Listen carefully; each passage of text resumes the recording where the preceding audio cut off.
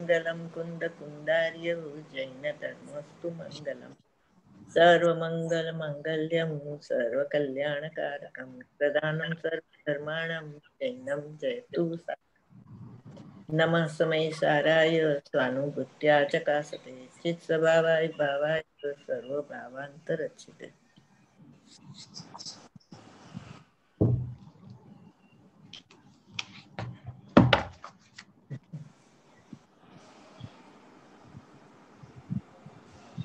નાયક સ્વરૂપ પ્રકાશન, page number 38. એમાં છેલ્લો પેરેગ્રાફ છે ને. અને આજે ડેટ કઈ છે? 26/27 છે. 26/12/20. આજે જાણનાર જાગ્યો અને જાણવા રૂપે પરિણમ્યો આત્મા, તેને હવે કર્તા બુદ્ધિ રહેતી નથી. પ્રમત અપ્રમત દશાને જ્ઞાની જાણે છે, પણ પ્રમત અપ્રમત દશાને જ્ઞાની કરતા નથી. કેમ કે પરમાર્થે કરતા નથી, કેમ કે ભિન્ન છે. જેમ એક દ્રવ્ય બીજા દ્રવ્યનો કરતા નથી, કેમ કે એક દ્રવ્યમાં બીજા દ્રવ્યની નાસ્તિ છે. ન્યાય તેમ દ્રવ્ય સ્વભાવમાં પર્યાયનો અભાવ હોવાથી પર્યાયનું કરવું નથી, પણ પર્યાય થાય તેને જાણે. પરમાર્થ સ્થિતિ તો આ છે. પછી ઉપચારથી વ્યવહારથી સંવર નિર્જરાને કરે છે તેમ પણ કહેવાય. નિયમ સારમાં તો ત્યાં સુધી વાત છે કે સમ્યક દર્શન જ્ઞાન, સમ્યક દર્શન, સમ્યક જ્ઞાન, સમ્યક ચારિત્રના પરિણામ નિયમથી કરવા યોગ્ય છે. ભાષા તો શાસ્ત્રની જે રીતે સમજાવવા માટે, પ્રગટ કરવા માટે આવતી હોય તેમ આવે, પણ પર્યાયનું કરવું જ્યાં સુધી ભાસે છે ત્યાં સુધી સમ્યક દર્શન દૂર છે. સમ્યક્ત્વની સન્મુખ પણ નથી તે આત્મા. આત્માનો સ્વભાવ નાયકપણું માત્ર છે. જાણવું, જાણવું, જાણવું, જાણવું, જાણવું. એક બાજુ એમ કે નિયમથી પ્રગટ કરવા યોગ્ય પરિણામ છે, એક બાજુ એમ કે ઈ પરદ્રવ્ય છે. બરોબર. ઈ ને ઈ શાસ્ત્ર, શાસ્ત્ર એ બદલાય નહીં, અધિકાર બદલાય ત્યાં વાત બદલાઈ ગઈ. શુદ્ધ ભાવ અધિકારમાં એને પરદ્રવ્ય પર સ્વભાવ એ કીધું, અને આમાં એમ કે નિયમથી પ્રગટ કરવા યોગ્ય પરિણામ છે. એટલે પરિણામીની અપેક્ષા એ કહે ને તો એને નિયમથી પ્રગટ કરવા યોગ્ય પરિણામ કીધા. એટલે જે કૃપાળુદેવની 6 પદનો પદ્ર આવ્યો ને એ પરિણામી દ્રવ્યની વાત છે. બરોબર. અને આ નિયમસારમાં જે વાત કરી એ પરિણામી. એટલે લોકો પર્યાયથી સમજે છે ને, એટલે પર્યાય બાજુથી વાત કરે, પણ એનો વક્તાનો અભિપ્રાય છે ને એને નહીં કહેવાય. એને પરિણામ દ્વારા કેવું છે શું એ સમજી લેવાનું. એમ કે આ નિયમથી પ્રગટ કરવા યોગ્ય પરિણામ છે, તો એ પરિણામનું લક્ષ ક્યાં હોય? ત્રિકાળી ધ્રુવ ભગવાન આત્મા ઉપર, એટલે એને બતાવો છે એમ. પર્યાયથી સમજે એટલે પર્યાયથી વાત કરે. બેન, ઓલો કૃપાળુદેવનો છે ને 680મો પત્ર છે કદાચ, આજનો મહાવીર, એવો ખબર છે પત્ર છે.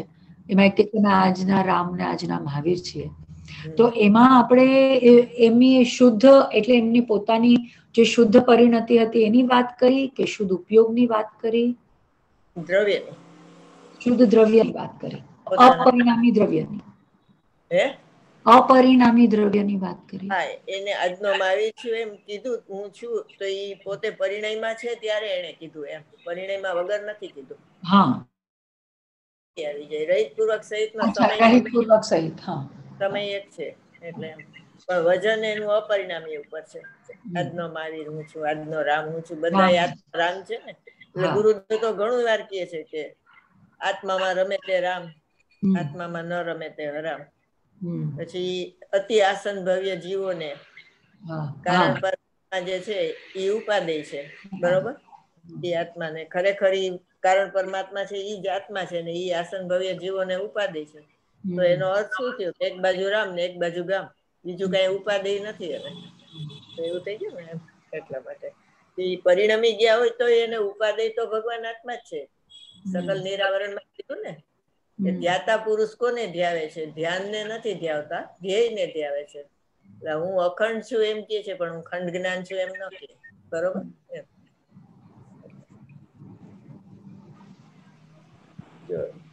આ દ્રવ્યના નિશ્ચયની વાત કરી કે આજે જાણનાર જાગ્યો અને જાણવા રૂપે પરિણમ્યો આત્મા, તેને હવે કરતા બુદ્ધિ રહેતી નથી. ભગવાન આત્મા તો સર્વથા અકર્તા છે, પણ ઈ જાણવા રૂપે પોતે પરિણમ્યો એટલે હું પણ અકારક ને અભેદરૂપ છું એમ અભેદ પરિણામાન પર્યાયમાં થયું.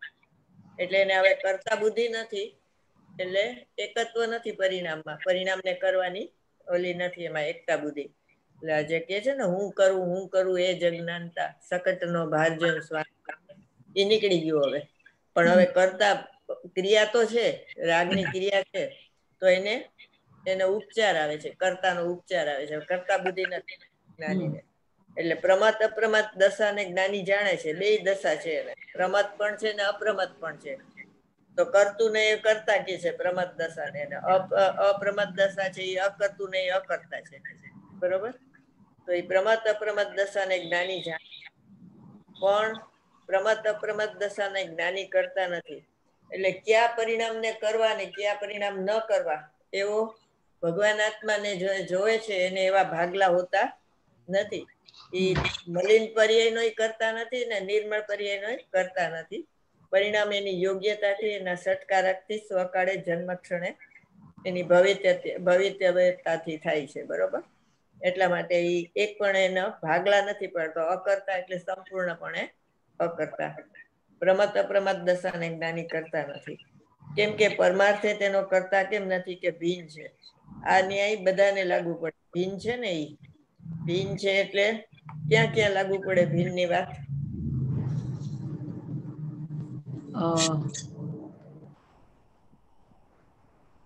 આપણે આ તો છઠ્ઠી ગાથા કરીએ છીએ ને, એક 11મી ગાથામાં બે દ્રવ્યનું ભેદનાન હોય ને એમાં ભીનની વાત લાગુ પડે. હમણાં આપણે વાંચી ગયા ને, બરાબર? બે દ્રવ્યમાં ભિન્ન શું કામ કીધું કે એક દ્રવ્ય અને બીજા દ્રવ્ય વચ્ચે અત્યંત અભાવ છે, એટલે એ દ્રવ્ય ક્ષેત્ર કાળ ભાવ જુદા અને આના દ્રવ્ય ક્ષેત્ર કાળ ભાવ જુદા. એમ દ્રવ્ય ને પર્યાય પણ એક નથી થતા, એટલે ઈ ન્યાય અહીંયા લાગુ પડે.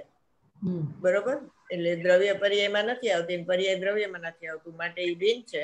ભિન્ન છે માટે કરતા એક દ્રવ્ય બીજા દ્રવ્યનું ન કરે એનું કારણ શું? કે ભિન્ન છે. ઈ જ ન્યાય અહીંયા લાગુ પડ્યો. અને બીજું જ્ઞાતા જ્ઞેયમાં લાગુ પડે કે જ્ઞાન છે એ જ્ઞેય રૂપ નથી થતું, અને જ્ઞેય છે એ જ્ઞાન રૂપ નથી થતું. એટલે બંને ભિન્ન છે, એટલે માટે થતું. તદ્રુપો ન ભવતી એમાં અહીંયા પરિણામ લાગુ પડે ત્રણેયમાં. અને એક દ્રવ્ય બીજા દ્રવ્યનું ન કરે એમાં આ ત્રણેય બોલ લાગુ પડે. એટલે હમણાં આ ગુરુદેવ હારે કહેતા જ જાય છે, ભાઈ ને ગુરુદેવ ને બધા, કે જો જેમ એક દ્રવ્ય બીજા દ્રવ્યનો કરતા નથી, એ આપણે ત્રીજી ગાથામાં આવ્યું ને, બરોબર? એક દ્રવ્ય બીજા દ્રવ્યનો કરતા નથી. એમાં ઇન્દોર વાળાએ એનો વિરોધ કર્યો ગુરુદેવનો, કે ભાઈ એક દ્રવ્ય બીજા દ્રવ્યને કરતા ન માને, દિગંબર જૈન નથી. એટલે એને કીધું કે ભાઈ પરદ્રવ્યને જાણવા વાળો માને ને એ પણ દિગંબર જૈન નથી. એટલે એને જ્ઞાતા બુદ્ધિનો જ નિષેધ કર્યો. એટલે એ જ્ઞાતા બુદ્ધિને વિષય કહેવાય અને કરતા બુદ્ધિને કસાઈ કહેવાય. એટલે વિષયને જીતતા કસાઈ જીતાઈ જાય છે. એટલે વિષય એટલે પરને જાણવાનું જ બંધ કરી દો તમે, તો પછી તમને કસાઈ ઉત્પન્ન જ ન થાય. એટલે ગુરુદેવ એના જવાબમાં એ વાત કરી. બરોબર? એટલે એક દ્રવ્ય બીજા દ્રવ્યનો કરતા નથી, એટલે તદ્રુપો ન ભવતી. પેલા બે દ્રવ્યનું ભેદનાન જ નહોતું લોકોને, અને આ વાત સાંભળીને એટલે એને નવી બહુ લાગી. પેટ્રોલ થી ગાડી ચાલે નહીં, બાઈ રોટલી બનાવે નહીં, બરોબર? એક દ્રવ્ય બીજા દ્રવ્યને કાંઈ ન કરે, પોતાના દ્રવ્ય ગુણ કરી એને ચૂંબે છે, અને બીજા એના દ્રવ્ય ગુણ કરી એને ચૂમે છે. બરોબર? એટલે એનો એકબીજામાં અત્યંત અભાવ છે, એટલે એનો કરનાર નથી. એટલે એક દ્રવ્યમાં બીજા દ્રવ્યની નાસ્તિ છે. હવે એના માટે કયો ન્યાય આપ્યો તો? અને કઈ ગાથા સમયસરની કઈ ગાથામાં આવ્યો અને કેવો ન્યાય આપ્યો? નાસ્તિ છે. આ તો એ તો હમણાં જ આપણે કઈ તમે 125 ગાથા કીધી? ના, એ તો પર્યાયની માટે છે ને, પર્યાયની શક્તિ પરની અપેક્ષા રાખતી નથી. નાનની ગાથા સ્વયં પરિણામે એને કોણ પરિણામ આવે, સ્વયં ન પરિણામે એને કોણ પરિણામ આવે, એના માટે હતી. અચ્છા. 99 ગાથા છે, એમાં નો કર્મનું વિજ્ઞાન છે ને 99 ગાથામાં. એટલે શું છે કે એ બેમાં એકબીજામાં વ્યાપ્ય વ્યાપક નથી થતા. જો વ્યાપ્ય વ્યાપક થાય જળ ચેતનમાં ને ચેતન જળમાં થાય તો નાશ થાય, જીવ જો કરે જળ થઈ જાય. એટલે વ્યાપ્ય વ્યાપક સ્વભાવનો અભાવ હોવાથી એમાં દ્રવ્ય પર્યાયમાં વ્યાપતું નથી અને પર્યાય દ્રવ્યમાં વ્યાપતી નથી, માટે એનો કરતા. જો એકબીજામાં વ્યાપે તો પર્યાયના નાશે દ્રવ્યનો નાશ થઈ જાય, એમ કીધું ને સર્વથા અભિન્ન હોય તો એમ. એટલા માટે. અને જો વ્યાપે વ્યાપક સ્વભાવનો અભાવ તો દ્રવ્ય પર્યાય સુધી બી એ જ આવે ને, કે એ પર્યાય બી કઈ દ્રવ્યમાં વ્યાપતી નથી પૂરા પ્રમાણમાં ને, એ તો બહાર જ. હા, એટલે તો કીધું ને ભિન્ન છે એનો અર્થ શું, કે વ્યાપ્ય વ્યાપક નથી. વ્યાપ્ય વ્યાપક નથી એટલે કરતા કર્મ નથી બે વચ્ચે. વ્યાપક એટલે કરતા ને વ્યાપ્ય એટલે કર્મ. બરોબર. દ્રવ્ય કર્મ વ્યાપક અને ભાવ કર્મ વ્યાપ્ય, તો એ દ્રવ્ય કર્મ કરતા થયું અને ભાવ કર્મ એનું કર્મ થયું. બરોબર. પણ એમ છે નહીં, કારણ કે દ્રવ્ય કર્મ છે એ જળ અને ભાવ કર્મ ચેતનમાં, તો ચેતનની પર્યાયમાં. એટલે એક દ્રવ્ય બીજા દ્રવ્યનું ન કરે. અને ત્યાં તો નો કર્મનો દાખલો છે ને, કર્મ નો કર્મનો દાખલો છે. એટલે એમ કે કુંભાર ઘડાને બનાવતો નથી, કુંભાર ઘડાને બનાવે એનો કરતા હોય તો એને વ્યાપક થવું પડે ઘડામાં. પણ ઘડામાં વ્યાપક તો માટી છે, એટલે માટી કરતા છે અને ઘડો એનું કર્મ છે. વ્યાપ્ય વ્યાપક બે વચ્ચે છે. આદિ મધ્ય અંતમાં માટી જ છે. એટલે શું, ઘડાનો પિંડો હતો ત્યારે માટી, ઘડો બન્યો ત્યારે માટી મધ્ય, અને પછી ઘડો ફૂટી ગયો, ઠીકરા થઈ ગયા, તો પણ માટી જ છે. કુંભાર તો એમાં ક્યાંય આવે જ નહીં ઘડામાં, માટે કુંભાર ઘડો કરતો નથી. બરોબર. કુંભારનો દાખલો શેના માટે આપ્યો?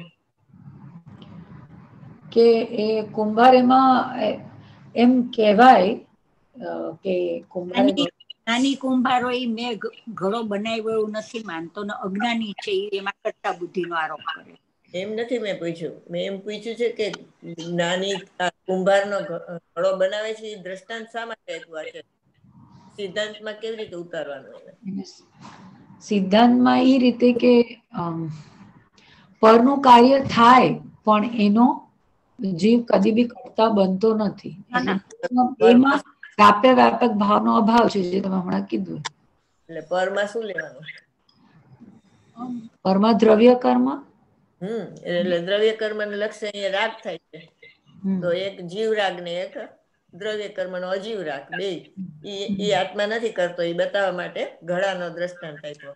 એટલે એ ગાથામાં એમ આવે છે ને કે આજ સુધી અમે કોઈ કુંભારે ઘડો બનાવ્યો એમ જોયું નથી, એમ આત્માને રાગરૂપે પરિણમવું અશક્ય છે. એમ આત્મા કોઈ દી રાગરૂપે પરિણમે નહીં.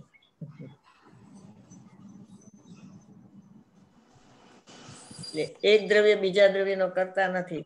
બરોબર. આ જૈન દર્શનનું પ્રવેશ દ્વાર. અને પછી દ્રવ્ય પર્યાયની નથી એમાં અનુભવ થાય છે, અને પછી એમાં લીનતા રહીએ તો પરાકાષ્ઠા ચારિત્ર મોહ જાય એમાં. એટલે આ ન્યાય છે. ન્યાય એટલે શું? નિધાતુ છે એમાં. એટલે સ્વરૂપની તરફ જ્ઞાનને દોરી જવું. આ દ્રષ્ટાંત દ્વારા દ્રવ્ય પર્યાયનું ભેદ જ્ઞાન લીધું, ને એના દ્વારા આત્માનો અનુભવ કરાવે, જ્ઞાન અહીંયા પહોંચાડી દે. એટલા માટે ન્યાય કીધો. તેમ દ્રવ્ય સ્વભાવમાં પર્યાયનો અભાવ હોવાથી પર્યાયનું કરવું નથી. પર્યાય થાય તેને જાણે. બરોબર. હવે પર્યાય થાય તેને જાણે ક્યારે? એ જ સમયે ને, જે સમયે થાય એ જ સમયે જાણે. સવિકલ્પ દશામાં. નિર્વિકલ્પ દશામાં ન જાણે. નિર્વિકલ્પ દશામાં આપણે એવું કીધું ને કે પરિણામ મારા પરિણામને હું જાણતોય નથી ને કરતોય નથી. અને સવિકલ્પ દશામાં પરિણામ મારા જાણ્યા વિના જણાય છે અને કર્યા વિના થાય છે. બરોબર. પરિણામ મારા કર્યા વિના થાય છે, જાણ્યા વિના જણાય છે. એ જાણે છે કોણ? જાણે છે જ્ઞાનની પર્યાય. સાધક નું સવિકલ્પ ઇન્દ્રિય જ્ઞાન. ઇન્દ્રિય જ્ઞાનનો વિષય તો જ્ઞાયક જ છે, ઇન્દ્રિય જ્ઞાનનો વિષય. બરોબર. જ્ઞાન હા, ઇન્દ્રિય જ્ઞાન. બરોબર. જ્ઞાન તો કોને કહેવાય? આત્માને જાણે એ જ્ઞાન, અને આત્માને ન જાણે અજ્ઞાન. તો એને આ ઘડાને જાણે તો એ અજ્ઞાન થઈ ગયું. બરોબર. તો એ સાધકનું સવિકલ્પ ઇન્દ્રિય જ્ઞાન. એટલે હવે એને કરતા બુદ્ધિ નથી, એમાં એને જ્ઞાતા બુદ્ધિ પણ નથી, પણ જ્ઞાતાનો ઉપચાર આવે અને કર્તાનો ઉપચાર આવે છે. પરમા સ્થિતિ તો આ છે, બરોબર. પછી ઉપચારથી વ્યવહારથી સંવર નિજરાને કરે છે તેમ કહેવાય છે. આ સંવર નિજરાને કરે છે એમ કઈ દ્રષ્ટિએ કહેવાય? સંવર નિજરાને કરે છે કઈ દ્રષ્ટિએ? એટલે વ્યવહારથી. વ્યવહાર તો આમાં લખ્યું છે, પછી આગળ પૂછું છું. વ્યવહારથી સંવર જ્યાં કરે છે તે પણ કહેવાય સંવર. સવિકલ્પ દશા છે એમાં તો નિર્જરા અને સંવરમાં સવિકલ્પ નથી હોય. શુદ્ધ પરિણામ ઉપચારથી અને વ્યવહારથી સંવર નિજરાને કરે છે તેમ કહેવાય. એટલે આપણે તો કીધું ને કે મલિન પરિણામ ને નથી કરતો અને નિર્મળ પર્યાય ને નથી કરતો, પણ ઉપચારથી કીધું તો એમાં એક ભાવશ્રુત પ્રમાણ જ્ઞાન છે ને, એના બે ભેદ છે, નિશ્ચય નહીં ને વ્યવહાર નહીં, બરોબર. એટલે એ વ્યવહાર નહીં એમ કહેવામાં આવ્યું ભાવશ્રુત પ્રમાણ જ્ઞાનમાં.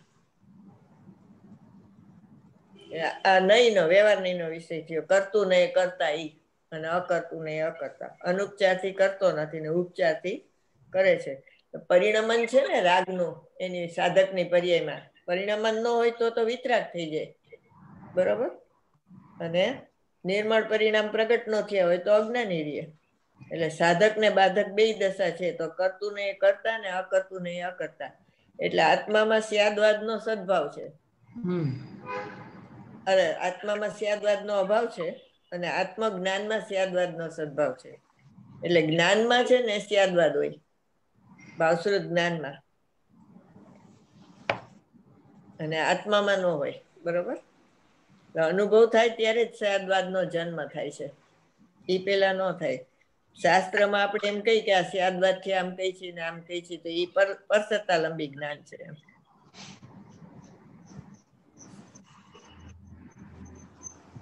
નિયમસારમાં તો ત્યાં સુધી વાત આવે છે કે સમ્યક દર્શન, સમ્યક જ્ઞાન અને સમ્યક ચારિત્રના પરિણામ નિયમથી કરવા યોગ્ય છે. કઈ ગાથામાં આવ્યું હતું? આ આપણે જોયું હતું 200 નિયમસારમાં 187 જ ગાથા છે.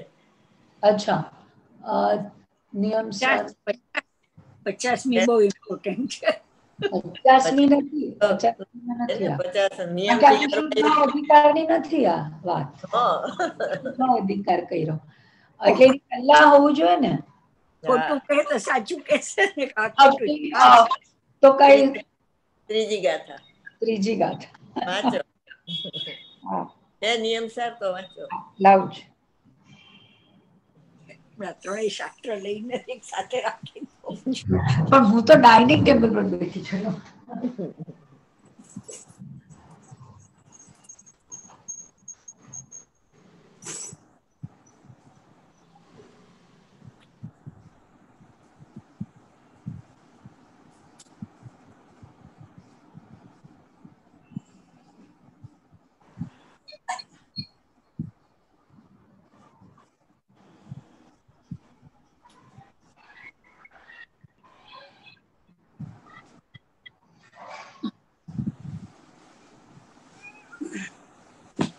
ત્રણેય લઈ લીધા એક હારે.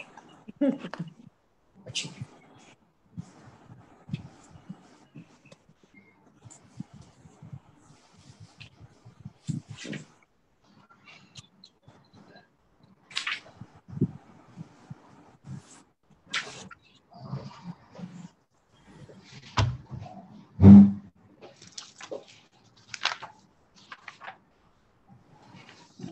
ગાથા 3.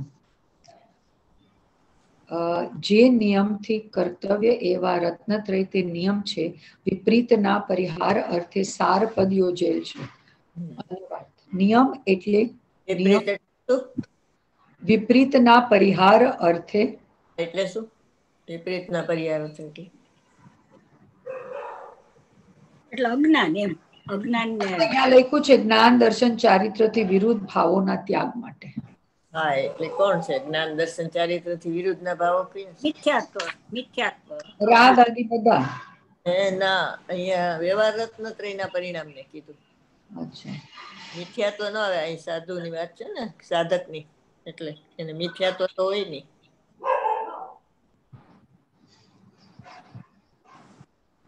આ શાસ્ત્ર છે ને ભવ્ય જીવોના મોક્ષ માટે લખાયેલું છે, એમ 4થા શ્લોકમાં કહે છે.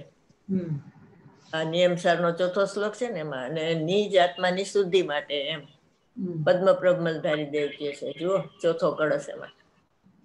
4થો કળશ. હા, એટલે એટલા માટે છે ને મિથ્યાત્વ ન આવે એમાં. મિથ્યાત્વના પરિહાર માટે એમ ન આવે. વ્યવહાર રત્નત્રયના પરિહાર માટે સાર શબ્દ યોજેલ છે. પેજ 3. શ્લોકાર્થ. ભવ્યોના મોક્ષને માટે તેમજ નિજ આત્માની શુદ્ધિને અર્થે નિયમ સારની તાત્પર્ય વૃત્તિ નામની ટીકા હું કહીશ. નિજ આત્માની શુદ્ધિ માટે ને મોક્ષના ભવ્યના મોક્ષ માટે, બરોબર. સમયસાર છે ને એ અપ્રતિબુદ્ધ ને પ્રતિબુદ્ધ થવા માટે લખ્યું છે. એટલે અહીંયા મિથ્યાત્વ જાય એટલે થઈ ગયો મોક્ષ માર્ગ ચાલુ થઈ ગયો, મોક્ષ થઈ ગયો. ને અહીંયા મોક્ષ પૂર્ણ પ્રગટ થાય એની વાત છે, બરોબર. એટલે અહીંયા મિથ્યાત્વની વાત ન આવે, વિપરીતના પરિહાર કીધું. ચાલો વાંચો આગળ. સિદ્ધ ભગવાન જેમ જાણનાર દેખનાર છે, મેં અહીંથી વાંચો. સમ્યક દર્શન જ્ઞાન ચારિત્રના પરિણામ નિયમથી પ્રગટ કરાયેલું. સમ્યક દર્શન જ્ઞાન ચારિત્રના પરિણામ નિયમથી કરવા યોગ્ય છે. ભાષા તો શાસ્ત્રની જે રીતે સમજાવવા માટે પ્રગટ કરવા માટે આવતી હોય તેમ આવે, પણ પર્યાયનું કરવું જ્યાં સુધી ભાસે છે ત્યાં સુધી સમ્યક દર્શન દૂર છે. સમ્યક્ત્વની સન્મુખ પણ નથી તે આત્મા. આત્માનો સ્વભાવ જ્ઞાયકપણું માત્ર છે. જાણવું જાણવું જાણવું જાણવું જાણવું. એટલે અહીંયા કરવું ન લેવાનું. હું જાણનાર છું ને કરનાર નથી, પેલું આવે એમાં. શાસ્ત્રમાં એમાં આવે કે નિયમથી પ્રગટ કરવા યોગ્ય છે. એનો અર્થ શું? એ સમ્યક દર્શન જ્ઞાન ચારિત્રના પરિણામ તો એકાએક પ્રગટે છે, બરોબર. પણ ત્રિકાળી ધ્રુવ ભગવાન આત્માનો નિર્ણય થયો ને એમાં તમારો પુરુષ છે. તો એમાં શું આવે કે હું જાણનાર છું એમ આવે, હું કરનાર છું એમ ન આવે. એટલે આમાં જે ભાષા લખી હોય એમાંથી ભાવ ભાષણ પકડવાનું ત્રિકાળી ઉપરનું, બરોબર. એવું છે. શું કીધું? ત્રિકાળી ધ્રુવના પરિણામ. અહીંયા એમ કીધું કે સમ્યક દર્શન જ્ઞાન ચારિત્રના પરિણામ છે ને નિયમથી પ્રગટ કરવા યોગ્ય છે. કરવાની ભાષા ને આપણે તો દ્રવ્યના નિશ્ચયની વાત કરી છે કે આત્મા જાણનાર છે ને કરનાર નથી. તો કે અહીંયા તો કરનાર કીધું તો એ પર્યાય અપેક્ષાએ કીધું પરિણામી દ્રવ્યની વાત છે. પરિણામન ન થાય તો એને ખબર કેવી રીતે પડે ભગવાન આત્મા કેવો છે? પણ પરિણામન થવા માટે તો અકર્તા લેવાનું છે એમ. એટલે હું અકર્તા છું, એ જે સમયે તમને થયું ઉપાદેય બુદ્ધ નહીં બન્યું ને એ જ સમયે પરિણમન થયું તો એ કરતા થયો એમ, બરોબર. પણ એ તમે આના પરિણામ કરવા માંગો તો એ ન થાય તમારાથી, કારણ કે એ તો એકાએક છે. એના સટકારકથી થાય છે, એની યોગ્યતાથી થાય છે, બરોબર. ક્રમબદ્ધમાં થાય છે, જન્મક્ષણ છે, એનો સ્વકાળ છે. એટલા માટે આપણે કીધું ને કે નિર્મળ પરિણામ હોય કે મલિન પરિણામ, કોઈનો કરતા નથી ભગવાન આત્મા, એ જાણનાર જ છે. પણ તમને જો પર્યાયનું કરવું ભાષે કે મને સમ્યક દર્શન કરવું છે તો સમ્યક દર્શન દૂર છે. કારણ કે સમ્યક દર્શનના દાતા તો ગુરુ નથી અને તમારા દ્રવ્ય ગુણ પણ નથી. દ્રવ્ય ગુણ નિષ્ક્રિય છે અને ગુરુ છે તો નિમિત્ત છે, એટલે અકિંચિત કરે. પણ સમ્યક દર્શન કરતા સમ્યક દર્શન પોતે છે, એના સટકારકથી થાય, બરોબર. એ સમ્યકત્વની સન્મુખે નથી થયો. એને જો ભગવાન આત્મા નિષ્ક્રિય છે ને પર્યાય સક્રિય છે પોતાથી એવો ખ્યાલ ન હોય તો એ સમ્યકત્વની સન્મુખ નથી. એટલે એને નિર્ણય નથી ભગવાન આત્માનો. હું જાણનાર છું ને હું કરનાર નથી, એવા દ્રવ્યના નિશ્ચયમાં આવ્યો નથી, નિશ્ચયના પક્ષમાં આવ્યો નથી, તો એને પક્ષાતિક્રાંત થવાનો અવકાશ નથી. એટલે આત્માનો સ્વભાવ જ્ઞાયકપણું માત્ર છે. જ્ઞાયકપણું માત્ર એમ કેતા કોનો નિષેધ થયો? કરનારનો નિષેધ થયો. હે, જ્ઞાયક એટલે જાણવું થયું ને, તો કરનારનો નિષેધ થયો. રાગનો નિષેધ થયો. રાગ ક્રિયા છે એટલે એનો નિષેધ થઈ ગયો, બરોબર. એટલે માત્ર કેતા રાગાદી પરિણામનો નિષેધ થઈ ગયો. એટલે સોગાનીજીએ કીધું ને કે રાગ ભિન્ન ને જ્ઞાન ભિન્ન, એ રીતે એને ભેદ જ્ઞાન કર્યું. બરોબર. એટલે આત્માનો સ્વભાવ જ્ઞાન પણ માત્ર છે. જાણવું જાણવું જાણવું જાણવું જાણવું. આત્મા જ્ઞાન માત્ર કહેતા શેનો નિષેધ થઈ ગયો? રાગાદી. રાગાદી. જ્ઞાન ભિન્ન ને રાગ ભિન્ન એવું ભેદ જ્ઞાન કર્યું ને સોગાનીજીએ. એટલે માત્ર કેતા એમાં રાગ નથી, એમ જ્ઞાયક જ છે. જ્ઞાન છે ને એને પ્રમાણ કહેવાય. બરોબર. અને ભગવાન આત્માને પ્રમેય કહેવાય. પ્રમાણ પ્રમેય. અને પ્રમાતા. પ્રમેય એટલે ભગવાન આત્મા. પ્રમાતા. પ્રમેય એટલે ત્રિકાળી. બે આવે પ્રમેયમાં તો સ્વપર બે આવે ને. સ્વપર બે આવે. હા, સ્વપર પ્રકાશક છે ને જ્ઞાન. દીપક જેવું છે, પોતાને પ્રકાશે ને બીજાને પ્રકાશે. પ્રમાણ પ્રમાણ પ્રમેય પ્રમાતા એટલે ભગવાન આત્મા.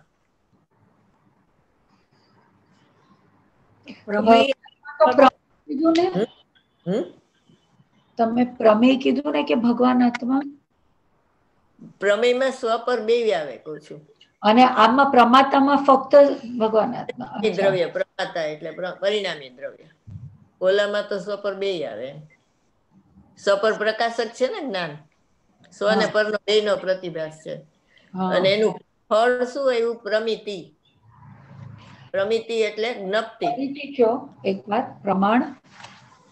પ્રમાણ એટલે જ્ઞાન. એક મિનિટ. હા. પ્રમેય એટલે જ્ઞેય. જ્ઞેય બે હોય સ્વપર. હા. પ્રમાતા એટલે પરિણામી દ્રવ્ય. જેમ ધ્યાતા પુરુષ આપણે કહીએ છીએ ને, ધ્યેય પ્લસ ધ્યાન, એમ જ્ઞેય પ્લસ જ્ઞાન એટલે પ્રમાતા. પ્રમેય પ્લસ પ્રમાણ એટલે પ્રમાતા. અને એનું પરિણામ, એનું ફળ છે જ્ઞપ્તિ એટલે પ્રમિતિ એટલે જ્ઞપ્તિ. જ્ઞપ્તિ એટલે જ્ઞાન. જ્ઞપ્તિ એનું ફળ છે. એનું ફળ.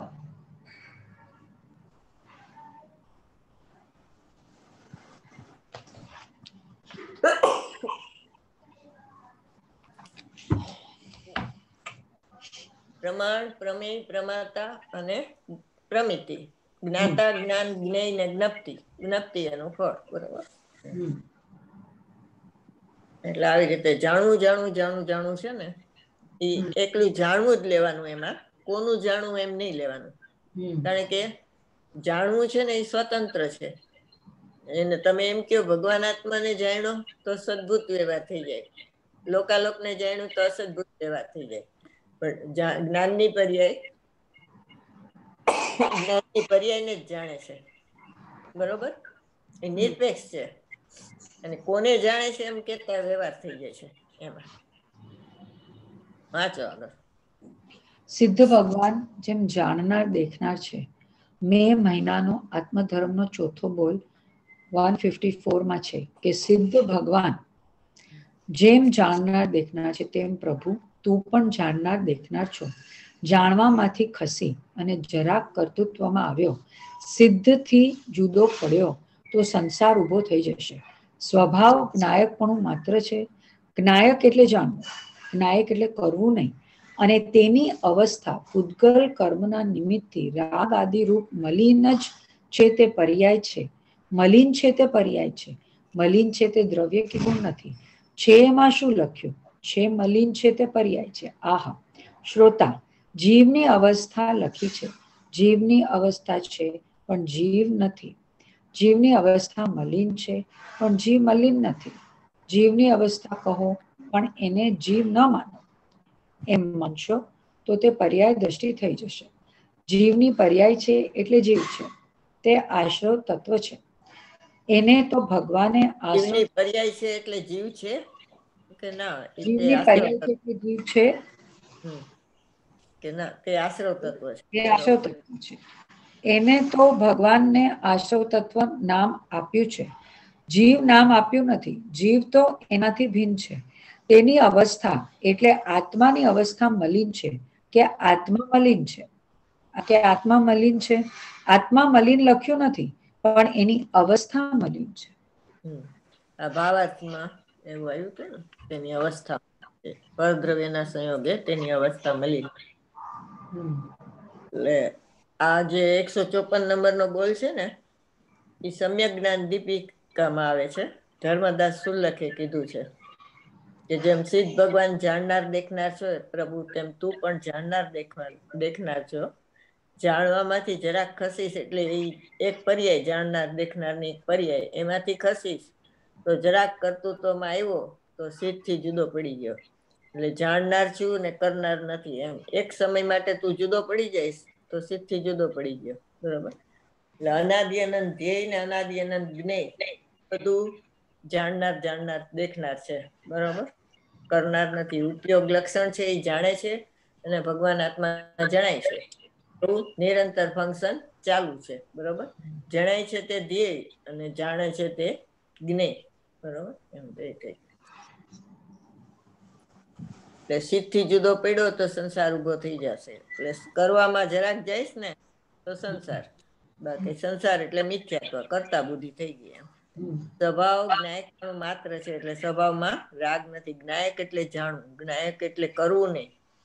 અને તેની અવસ્થા પૂતગલ કર્મના નિમિત્તથી રાગાદી રૂપ મલિન જ છે. તે પર્યાય મલિન જ છે, તે પર્યાય છે. બરોબર. એટલે આમાં તો રાગની પર્યાય કીધી પર પૂતગલ કર્મના, પણ પૂતગલ કર્મના અભાવ, નિમિત્તના અભાવો આવે ને, સદભાવની અવસ્થા, એ બધા એને મલિન કહેવાય. એટલે સામાન્ય શુદ્ધમ વિશેષ અશુદ્ધમ. એટલે ઓલા સંવર અધિકારમાં કીધું ને, શુદ્ધ જાણે આત્માને તે શુદ્ધ આત્મા મેળવે, અશુદ્ધ જાણે આત્માને તે અશુદ્ધ આત્મા મેળવે. બરોબર. એટલે નિર્મળ પર્યાયને કેમ મલિન કીધું? કેમ કે એ એક તો ક્ષણિક છે, અને એના લક્ષ્ય પાછી બીજી નિર્મળ પર્યાય ન ઉત્પન્ન થાય. નિર્મળ પર્યાય ઉત્પન્ન ન થાય ને અશુદ્ધતા થાય. રાગી પ્રાણી હોય ને એને ભેદનું લક્ષ કરતા રાગ ઉત્પન્ન થાય. એટલે વિતરાગી પ્રાણી ન થાય, એમ કેવડી ભગવાનને ન થાય. બરોબર. એટલા માટે એને અશુદ્ધ કીધું. અને દ્રવ્યના લક્ષ્ય શુદ્ધતા જ પ્રગટ થાય. એના માટે આપણે કયો કળશ કીધો હતો? દ્રવ્યના લક્ષ્ય શુદ્ધતા પ્રગટ થાય એના માટે નિયમસરનો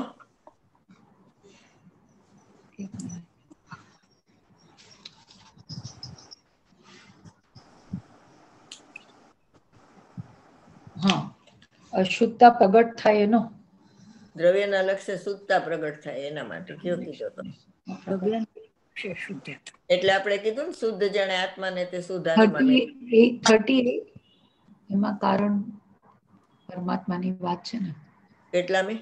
38. કળશ પૂછ્યું છું. અચ્છા, કળશ યાદ નથી, ભૂલી કળશ ગયો. વાસ્તવમાં 72 કળશ. 72. એમાં 2-3 કળશ જ આપણે આ કર્યો છે આપણે. હા, 71 ને 72 બે. પેલા 71 માં દ્રવ્યનો નિશ્ચય, 72 માં જ્ઞાનની પર્યાયનો નિશ્ચય છે. 71 માં એમ કે છે કે કઈ નહીથી જોવું કે આ સમ્યક દ્રષ્ટિ, મિથ્યા દ્રષ્ટિ, પ્રાગેવ શુદ્ધતા છે. બરોબર. એ કર્યો તો પ્રાગેવ શુદ્ધતા કરી ને. આખો આપણે 2-3 કળશ નથી કર્યા, બધા આપણે શુદ્ધ અધિકાર 71 કર્યો પ્રાગેવ શુદ્ધતા, અને પછી એના પછીનો બી કર્યો. હા, એમાં આવ્યું કાર્ય તત્વ ને કારણ તત્વ બે શુદ્ધ છે. અજ્ઞાની એમ કે છે કે દ્રવ્ય શુદ્ધ છે ને પર્યાય મારી મલિન છે. તો આચાર્ય ભગવાન કે છે એ તારી વિકલ્પના છે, કારણ કે તું દ્રવ્યને જોઈને કહેશ કે દ્રવ્યને જોયા વગર? દ્રવ્યને જોયા વગર કે તો પરસત્તાલંબી જ્ઞાન થયું, અને દ્રવ્યને જોઈને કેતો હોય તો દ્રવ્ય શુદ્ધ છે, તો એના લક્ષ્ય પર્યાય થાય એ શુદ્ધ જ. બરોબર. એટલે કારણ તત્વ ને કાર્ય તત્વ બે શુદ્ધ જ છે, એમ વાત આવી. એટલે એ દ્રવ્યનો નિશ્ચય ને ઓલો પર્યાય નિશ્ચય. શુદ્ધ ભાવ અધિકારના બધા આપણે કળશ કરી ગયા છે, 2-3 નથી કર્યા. એ નહીં, આમાં બીજા બધામાં તમે રેફરન્સ વધારે 2-3 કળશના જ વધારે આવે છે. હા, તો આ બે આપ્યા જ છે. આમાં લખે નિશ્ચય ને પર્યાયનો નિશ્ચય. છે ને. કારણ તત્વ એટલે ત્રિકાળી ધ્રુવ ને કાર્ય તત્વ એટલે મોક્ષ માર્ગ. લખ્યું છે મેં ભાવ અધિકારમાં બધું થઈ ગયું છે આપણે. યાદ નહીં રાખવાનું. મને છે ને મને સુમનભાઈ સાથે બધા વર્ડ ચાલુ કર્યું ને શબ્દ તો 5-6-7 વર્ષે બધા યાદ રહ્યા. એટલે હું તમને વોર્નિંગ આપી દઉં છું કે 5-7 વર્ષ પછી કદાચ બેજા ઘૂસે. આમ તો ગુરુદેવના પ્રવચનમાં બધે વારંવાર આવતું જોઈએ એટલે યાદ રહી જાય. વાત આવતી હોય પણ એમ ગાથાનું રેફરન્સ છે ને અહીંયા છે ઈનો અમને યાદ આવે ના. અને ગાથાનું રેફરન્સમાં મિસ્ટેક શું થાય અત્યાર સુધી કરી છે કે બેને કીધું ને એવું કે એ ગાથા કાઢીને વાંચતા નથી. તો રેફરન્સ વાંચી જઈએ પણ ઓલું મૂળ નથી વાંચતા. એ મૂળ વાંચી તો યાદ. અત્યારે બધાને એ જ પ્રોબ્લેમ છે. સીધા અક્ષર પ્રવચન સાંભળે ને એટલે મૂળ જોયું ન હોય એટલે ખબર ન પડે. અને ઓલું મૂળમાં એક તો શું કે ઇવન જે પ્રવચન બી ચાલતું હોય ને તો એમાં મૂળ સામે હોય ને તો વધારે. મૂળમાંથી ગુરુદેવ તો મૂળમાંથી આધાર બીજાનો આપતા હોય. એટલે ઈ જરા પ્રોબ્લેમ છે. હું તો અત્યારે મૂળ જ વચાવી લઉં બધાને કે વાંચો હાલો મૂળ પાસે એટલે ખબર પડી જાય. કારણ કે એ છે ને નથી કનેક્શન એટલે બેસતું નથી કે ગુરુદેવના પ્રવચન વાંચી લીધા, ગુરુદેવે સમજાવી દીધું, પણ મૂળ જે વાંચ્યું હતું ગુરુદેવે ઈ તો આપણે રેફર કરતા જ નથી. એટલે અમે લોકો વાંચીએ ત્યારે એટલે દિવ્ય ધ્વનિ થી સમ્યક દર્શન ન થાય એવું પરમાત્મા પ્રકાશમાં આવ્યું. ઈ યાદ રહી જાય પણ કઈ ગાથામાં કેવી રીતે કીધું ઈ ન રહે યાદ. એ પાછું જોવે નહીં બધા. વેદ અને શાસ્ત્ર કીધું. વેદ ને દિવ્ય ધ્વનિ કીધું અને શાસ્ત્ર એટલે મુનિરાજે જે રચના કરી હોય એને શાસ્ત્ર કહેવાય. એમ કે વેદ ને શાસ્ત્ર થી છે ને સમ્યક દર્શન ન થાય. વેદ એટલે દિવ્ય ધ્વનિ. તો બધા એને આંચકો લાગે લે કે દિવ્ય ધ્વનિ થી ન થાય. અહીંયા લક્ષ રાખો તો ક્યાંથી થાય? તમારા અંતર લક્ષ કરો ત્યારે થાય. એટલે એવું છે.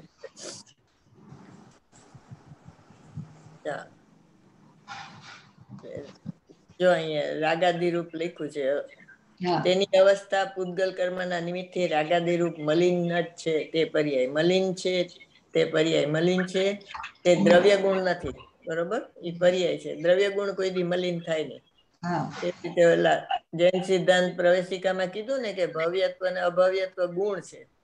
તો એ ગુણ નથી, એ પર્યાય છે. કારણ કે પર્યાય હોય ને તો એ ગુણ હોય તો એ સિદ્ધ ભગવાન માં રહેવો જોઈએ. તો સિદ્ધ ભગવાન તો ભવ્ય નથી ને અભવ્ય નથી. અને એ ભવ્ય અભવ્ય સંસારી જીવને દ્રવ્યમાં નથી, પર્યાયમાં છે ને એ પર્યાયની યોગ્યતા પછી નીકળી જાય છે. માટે અશુદ્ધ છે એમ. અને અભવિત તો છે એ મોક્ષ પામવાની લાયક જ નથી. એટલે અનાદિ અનંત સંસારમાં રખડે છે. એટલે આ મલિન છે તે દ્રવ્ય ગુણ નથી. શું છે તેમાં લખ્યું છે કે મલિન છે તે પર્યાય છે. અને જીવની અવસ્થા લખી છે. જીવની અવસ્થા છે પણ જીવ નથી. બરોબર? જીવની અવસ્થા એટલે પર્યાય અને જીવ એટલે ત્રિકાળી ધ્રુવ ભગવાન આત્મા. બે વચ્ચે આસમાન જમીન નો ફેર છે એમ. જીવની અવસ્થા મલિન છે પણ જીવ મલિન નથી. જીવની અવસ્થા કહો અને એને જીવ ન માનો. એમ માનશો તો એ પર્યાય દ્રષ્ટિ થઈ જશે. અને પર્યાય દ્રષ્ટિ તે મિથ્યા દ્રષ્ટિ. જીવને જોયા વગર જીવની અવસ્થા કયો છે. જીવને તો જોયો નથી. તો જીવ કેવો છે? પરિપૂર્ણ શુદ્ધ વિતરાગ સ્વરૂપ છે. એમાં એક એવો ગુણ નથી કે જે રાગને કરે. અને એના ઉપયોગ લક્ષણમાં રાગનો પ્રતિભાસ થાય છે પણ રાગને ચિકાસ અંદર આવતી નથી. હવે એવા જીવને જોયા વગર રાગની પર્યાય મારી છે એમ કયો અથવા તો જીવની છે એમ કયો તો એમાં પર્યાય દ્રષ્ટિ તે મિથ્યા દ્રષ્ટિ થઈ જાય.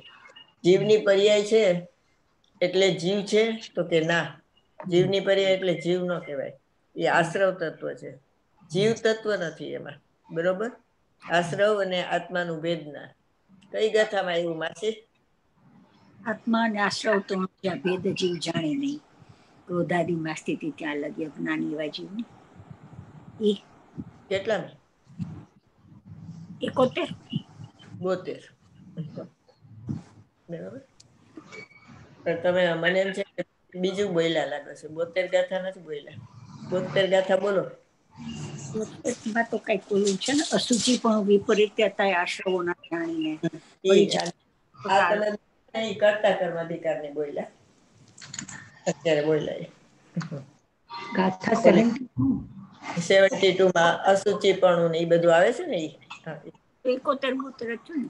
72 તમે બોલ્યા આપણે કેવી 69 બોલ્યા. અશુચિપણું વિપરીતતા એ આશ્રવોના જાણીને વળી જાણીને દુઃખ કારણો એથી નિવૃત્ત જીવ કરે. અને એના પછીની 74 ગાથા છે ને, એમાં આત્મા ને આશ્રવ નું જ્ઞાન છે. એમાં 4 બોલથી છે. 70 હા, આ 72 છે. અને 74 74 આ સર્વ જીવ નિબદ્ધ અધ્રુવ શરણહીન અનિત્ય છે. એ દુઃખ ફળ જાણીને એનાથી જીવ પાછો વળે. એટલે અહીંયા આત્માના આશ્રમના 4 બોલ છે, ઓલામાં 3 બોલ છે. બરોબર. એને ભગવાને આશ્રવ તત્વ નામ આપ્યું છે, જીવ નામ નથી આપ્યું. જીવ તો એનાથી ભિન્ન છે. તેની અવસ્થા એટલે કે આત્માની અવસ્થા મલિન છે. કે આત્મા મલિન છે, કે ભાઈ અવસ્થા મલિન છે, આત્મા મલિન ન હોય.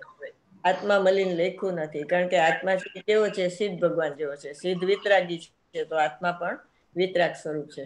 તેથી ન કરવો રાગ જરીએ ક્યાંય પણ મોક્ષે એ વિતરાગ થઈને એ રીતે ભવ્ય ભવસાગર કરે.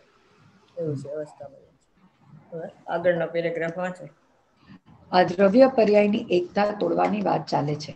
દ્રવ્ય અને પર્યાય વચ્ચે એકત્વ બુદ્ધિ જે થઈ છે, જ્ઞાન ને રાગ એક ભાસે છે. તે જ્ઞાન ને રાગ કદી પણ એક ભાવને પામી શકતા નથી. તેની એટલે આત્માની પણ અવસ્થાને શ્રોતા એ અવસ્થા પણ આત્માની ને આત્માની અવસ્થા કથનચિત છે. આત્માની અવસ્થા નહીં મલિન સિદ્ધ અહીં મલિન સિદ્ધ કરવી છે. આત્માની અવસ્થા છે ને, પૂતગલના પરિણામ સિદ્ધ નથી કરવા. અહીં આત્મા પોતાના સ્વભાવને ભૂલે છે, ત્યારે આત્માની અવસ્થા મલિન થાય છે. અને મલિનતા થાય છે ત્યારે કર્મના ઉદયને નિમિત્ત કહેવામાં આવે છે. અહીંયા દ્રવ્ય અને પર્યાય બે સિદ્ધ કરે છે. અહીંયા પર્યાય પૂતગલની અવસ્થા નહીં, એ આત્માની અવસ્થા મલિન થઈ છે. પૂતગલ તો એમાં નિમિત્ત માત્ર છે, પણ અવસ્થા મલિન થઈ છે. દ્રવ્ય મલિન થયું નથી, તે ખ્યાલ રાખવા જેવું છે, એટલું બતાવવું છે. અહીંયા આત્માની અવસ્થા મલિન થઈ છે એમ કેવા પાછળનો આશય શું છે? પર્યાય સમજાવે છે ને, પરિણામ. બોલો. આત્માની અવસ્થા મલિન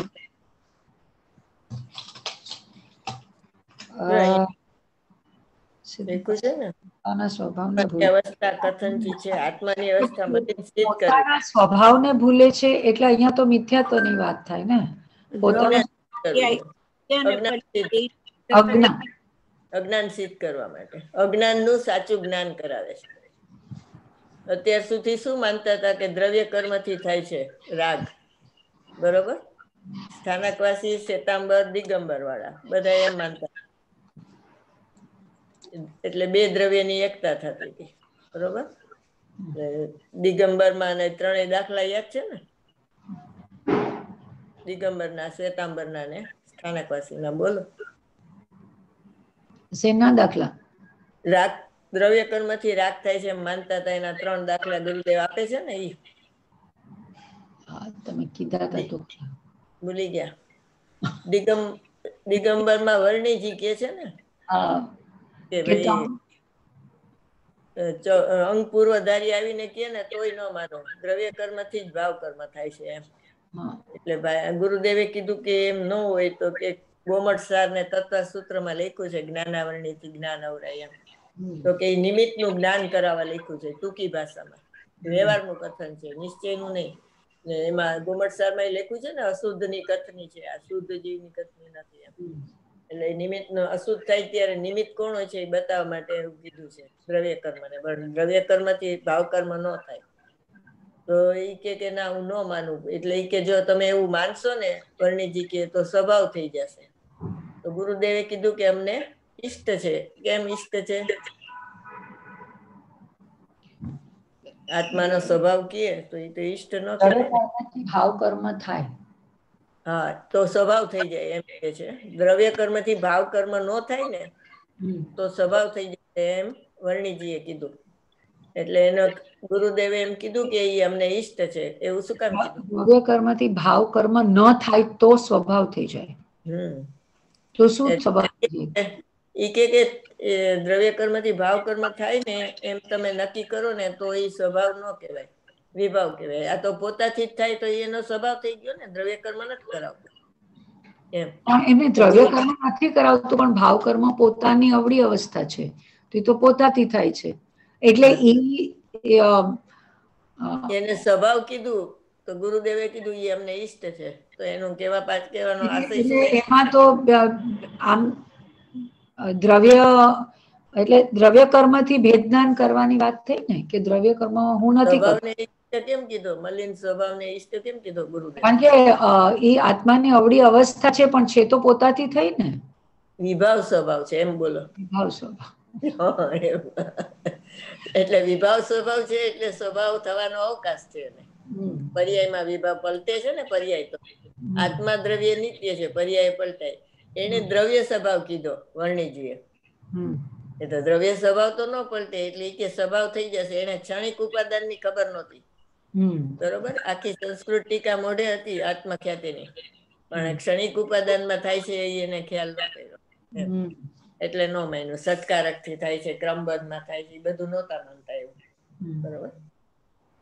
અને પછી શ્વેતાંબરમાં ઓલા રામસુરી મુનિએ ના પાડી ને કે કર્મથી રાગ થાય છે હોય તો ચર્ચા કરી, નહીં તો નથી કરવી. ઓલા જેઠાભાઈ 50 પ્રશ્નો પૂછ્યા ને તો કે ના, એ તો મારે નથી માનવું. તો કે આપણે ચર્ચા રહેવા દઈએ. એ લોકો એવું માનતા હતા. અને સ્થાનકવાસીમાં ઓલા દામોદર શેઠ. હા, એને શું કીધું બોલો માસી? એવું યાદ ન હોય. દામોદર શેઠ ના યાદ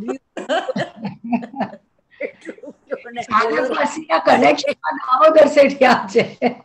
દામોદર શેઠ પેલા સમયસર ગુરુદેવ થી જ મળ્યું ને. હા, એને ત્યારે સ્થાનકવાસીમાં હતા ને ગુરુદેવ, એટલે માનતા હતા એને. પણ પછી એને કીધું કે આ તો દિગંબર ધર્મની વાત છે ને, હું ધર્મ પરિવર્તન કરીશ, એટલે એને વિરોધ થઈ ગયો એમ. તો આ વાતનો તો એને વિરોધ કર્યો હતો ત્યારે સમયસર નહોતું મળ્યું ગુરુદેવને. પણ ત્યારે એને ઓલા ભગવતી સૂત્રમાંથી કીધું કે સંશય, વિપ્રય ને અનધ્યસય છે ને એ પોતાથી થાય છે, આત્માથી, કર્મથી નથી થતા એમ લખ્યું. એટલે એના ઉપરથી એને કીધું કે રાગ આત્મામાં થાય ને, દ્રવ્ય કર્મથી ન થાય, પોતાથી થાય. એટલે દામોદર શેઠે વિરોધ કર્યો, બાકી કોઈ ન કર્યો. એ કે આ તો દોર વિનાની પતંગ ઉડાડે છે, કે અમને તો કોઈ ગુરુએ કીધું નથી એવું. પણ આ કથની જ લોપ થઈ ગઈ હતી, તો કીએ ક્યાંથી બધા?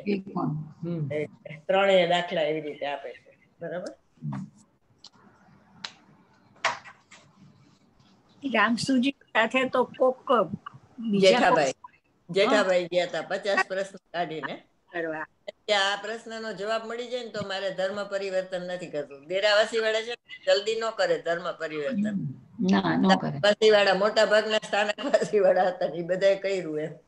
પણ પછી એને સમાધાન ન થયું, એટલે પછી કરી નાખ્યું એને. એવું છે. હાલો. એટલે અજ્ઞાનને સિદ્ધ કરવા માટે અહીંયા દ્રવ્ય પર્યાય 2 જ સિદ્ધ કરવી છે. બરાબર. દ્રવ્ય કર્મની અહીંયા દ્રવ્ય કર્મથી થાય છે એ નિમિત્ત છે, એ નથી લેવાનું. અહીંયા એનાથી થાય છે એમ. બરોબર. દ્રવ્ય પર્યાયની એકતા તોડવાની વાત છે. એટલે દ્રવ્ય પર્યાયનું ભેદનાન છે, બેયને એક માને છે ને. એટલે મલિન પર્યાય મારામાં જ થાય છે, સમ્યક દર્શન હું જ કરું છું, મોક્ષ મારો જ થાય છે, એવું બધું માને છે ને. એટલે કૃપાળુદેવ કહે છે ને મોક્ષ થતો નથી, મોક્ષ સમજાય છે. એટલે ભગવાન આત્મા છે એ તો જ્ઞાયક સ્વરૂપે જ અધ્યવસ્થિત થયો, પણ મોહ વડે એને અન્યથા ભાસતો હતો. એટલે આપણે ઓલું કીધું ને, આંખ આમ ત્રાસી કરી તો 2 ચંદ્ર દેખાય, તો અહીંયા ચંદ્ર 2 નથી એમ. એટલે એવી રીતે એને પોતાને મોહને કારણે સ્વરૂપ વિપરીત માને છે. પર્યાયનું સ્વરૂપ છે એ પોતામાં માને છે. દ્રવ્ય અને પર્યાય વચ્ચે એકત્વ બુદ્ધિ જે થઈ છે, રાગ અને જ્ઞાન એક ભાષે છે. એ તો આપણે પ્રતિભાસનું કીધું ને, કે રાગનો પ્રતિભાસ પડે છે, દ્રવ્ય કર્મમાં રાગ થાય છે, અને અહીંયા એનો પ્રતિભાસ થાય છે. તો એને એમ થાય કે મારામાં રાગ થઈ ગયો, એટલે જ્ઞાનનું અજ્ઞાન કરી નાખ્યું એને.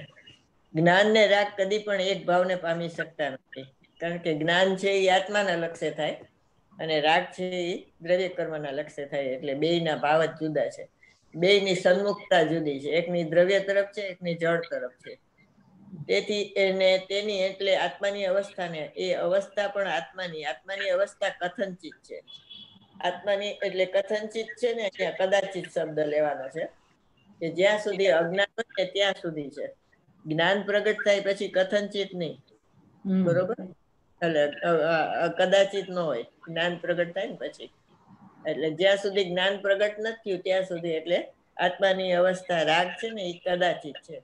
આત્માની અવસ્થા એ ક્યાં આવે છે કદાચિત શબ્દ સમયસારમાં? એક શબ્દ ગોતાવે ના કઈ ના, પણ અગત્યનું છે ને, કીધું તું તમને, 100મી ગાથામાં આવે છે, જોઈ લ્યો. કદાચિત ના કથનચિત. જ્ઞાની માટે કથનચિત હોય અને અજ્ઞાની માટે કદાચિત હોય. કદાચિત શબ્દ છે ને એ અહીંયા વજન ગુરુદેવ ખાસ ધ્યાન દોરે છે. જીવ નવ કરે ઘટપટ નહીં, શેષ દ્રવ્ય નવ કરે. હા, એની ટીકામાં કદાચિત શબ્દ આવે, ટીકામાં કે ભાવાર્થમાં ક્યાંક છે, જુઓ વાંચો મોટે. અવાજ યોગ્ય ભૈરવી બેન નો? હલો, અવાજ નથી આવતો. ભૈરવી તું છો કે ગઈ? છે પણ અવાજ નથી. હવે હવે મારું ઇન્ટરનેટ છે ને બહુ વીક થઈ ગયું છે. હા, એટલે વયું જાય છે. હા, એટલે મને અહીંયાથી ઓલું જ નથી. હમણાં મને એમ છે કે આપણે કાલે કરીએ, હવે મારું આખો નેટવર્ક જ જાય છે. ચાલો, કઈ વાંધો નહીં, કાલ કરશું. કાલ નહીં, 2 દિવસ પછી. હવે દિવસ પછી જાવાણી કે જ્ઞાન સે સુજે લોકાલો, તો વાણી મસ્તક હું સદા દેતો હોઠું. જય જિનેન્દ્ર. તમારે અડદિયા જોઈ છે, મોકલાવું રાજુભાઈ? યારે બોમ્બે હોય તો લઈ જાય. બોમ્બે તો રાજુ આવવાનો છે 1લી તારીખે. તો મને રાજુ પૂછ્યું, મેં 1 કિલો લાવજે, ભેરવી અમે લોકો શેર. હા, મને તો 2-4 પીસ જ તમે આપજો. મારે નથી જોતા, મારે હું ખાઈશ. બે વચ્ચે થઈ જશે. 1 કિલો લાવજે. મેં રાજુએ મને જ કર્યો તો મેં જસ્ટ ગેટ 1 કિલો એન્ડ ભેરવી અમે લોકો શેર કરી લઈશું. એટલે કારણ કે શું, હવે બધા ડાયટ ઉપર હોય, 2-4 ચમચા પપ્પા ખાય એટલે બસ થઈ ગઈ, બાકી તો કોઈ ખાશે. રાજુ કહેતા તો હું લઈ જઈશ કિલો, એટલે પછી 1 કિલો તેના ને 1 કિલો. હા, 1 કિલો એના ને 1 કિલો રાજુ. હા.